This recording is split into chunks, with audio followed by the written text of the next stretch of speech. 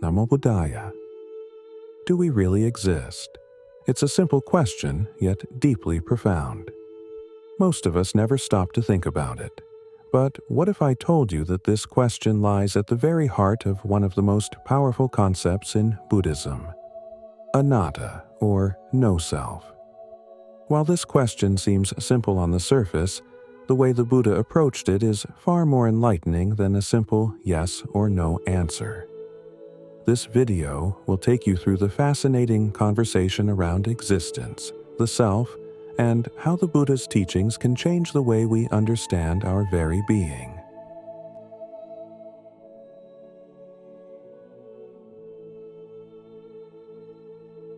Imagine asking the Buddha directly, "Do I really exist?" Interestingly, the Buddha remained silent when asked such a question.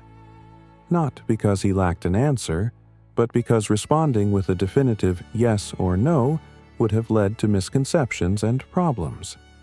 For instance, if we say we don't exist, how do we explain karma and rebirth? And if we say we do exist, does that mean we are eternal, untouched by change? The Buddha avoided either extreme, instead emphasizing the middle path, a key theme in his teachings.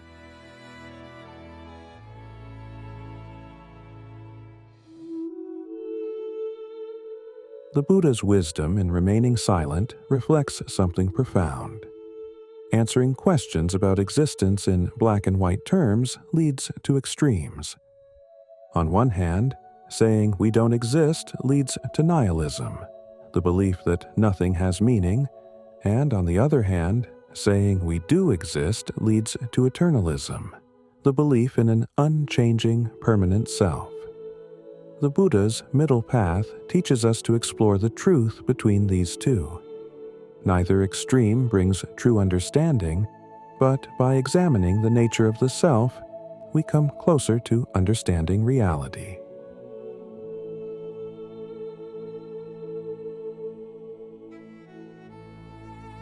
Buddhism teaches us that what we think of as I is not a permanent, unchanging entity.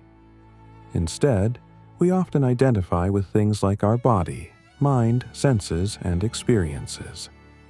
The Buddha didn't say you don't exist, nor did he say you do. Instead, he asked us to look at what we consider self. Is it your eyes, ears, thoughts, or feelings? But these are all constantly changing. What we identify with today may be completely different tomorrow. This change, this impermanence, is the essence of Anatta.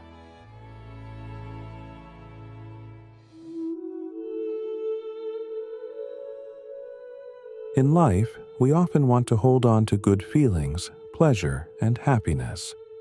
We desire permanence. But the reality is, everything changes.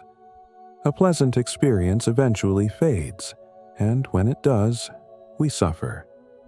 The Buddha highlighted that this constant flux is part of existence. When we cling to things that change, we invite suffering. Even painful experiences, which we fear will last forever, are impermanent. Anatta teaches us that by recognizing the ever-changing nature of life, we can learn to let go and experience greater peace.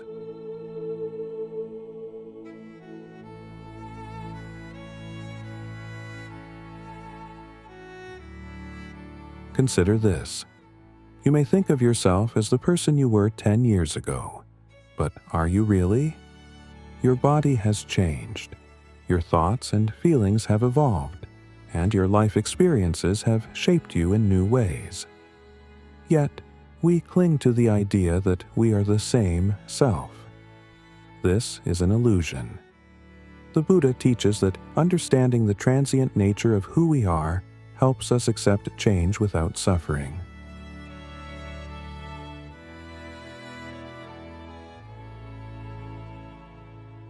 One might argue, if we don't have a permanent self, why bother doing good or avoiding harm? What's the point if everything is always changing? The Buddha's teachings on anatta do not negate the importance of morality. Instead, they remind us that our actions still have consequences, even if our identity is not fixed. Karma plays a crucial role in this, linking our actions with their results. Understanding anatta helps us act with compassion and kindness, knowing that clinging to a fixed self only leads to unnecessary suffering.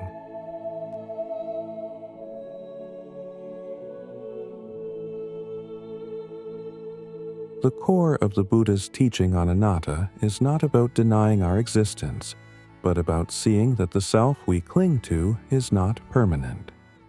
We are a collection of ever-changing processes. Recognizing this helps us let go of suffering. It shifts our perspective from clinging to what we believe is I to embracing the fluid, interconnected nature of life.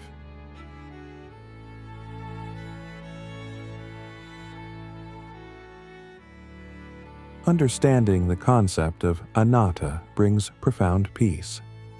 When we stop attaching ourselves to a rigid sense of self, we free ourselves from the fear of loss and the pressure of maintaining a permanent identity.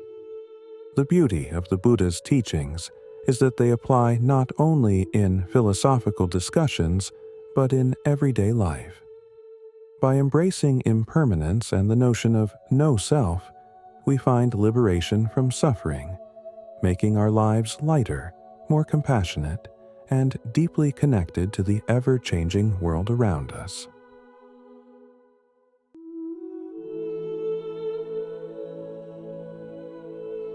To summarize, the Buddha didn't deny our existence, nor did he affirm it. Instead, he showed us a path between extremes, guiding us to recognize that the self we cling to is always in flux. By realizing this, we free ourselves from the suffering caused by attachment and open ourselves to a deeper, more compassionate way of living. Namo Buddhaya.